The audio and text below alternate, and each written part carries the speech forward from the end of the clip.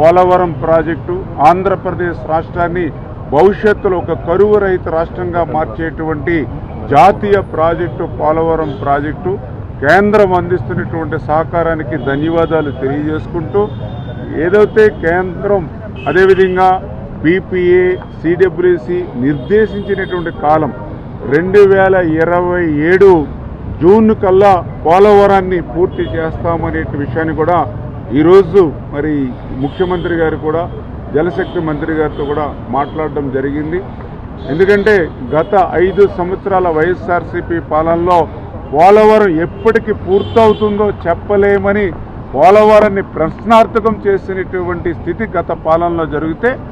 ఈరోజు చాలా క్లియర్గా 2027 జూన్ కల్లా పోలవరం ప్రాజెక్టుని పూర్తి చేస్తూ ఉన్నాం. ఖచ్చితంగా ఒక మంచి డేట్ టైము తీసుకుని ఆ యొక్క ప్రధానమంత్రి గారి యొక్క చేతుల మీదుగా